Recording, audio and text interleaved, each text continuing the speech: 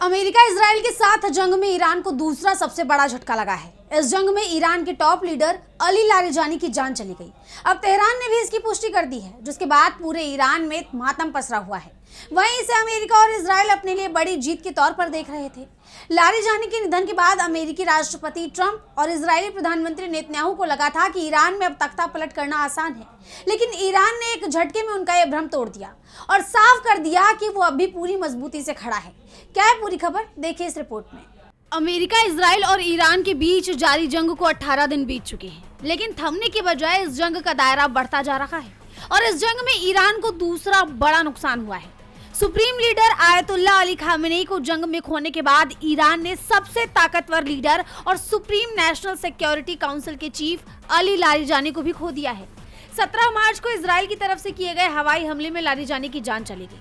हालांकि इजराइल हमला करने के बाद से ही लारिजानी के मारे जाने का दावा कर रहा था, वहीं बाद में तेहरान ने भी इसकी पुष्टि की। सुप्रीम नेशनल सिक्योरिटी काउंसिल ने भी बताया कि हमले में लारिजानी के साथ उनके बेटे और बॉडीगार्ड्स भी मारे गए हैं।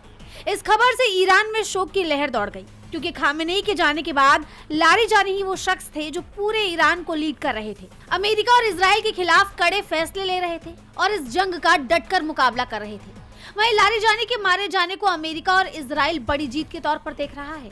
अमेरिकी राष्ट्रपति डोनाल्ड ट्रंप और इजरायली प्रधानमंत्री बेन्यामिन नेतन्याहू को लगा था कि ईरान में अब तख्ता पलट करना आसान है। दोनों को लगा कि अब इस जंग में ईरान हार मान लेगा और अपने घुटने टेक देगा, लेकिन ईरान ने एक बार फिर ट्रंप और नेतन्याहू को आईना दिखाने का काम किया है और साफ कर दिया है कि वो किसी भी हाल में हार मानने को तैयार नहीं है। लारिजानी के निधन की पुष्टि के साथ ही एसएनएससी ने नए सुप्रीम लीडर के नाम का ऐलान भी कर दिया।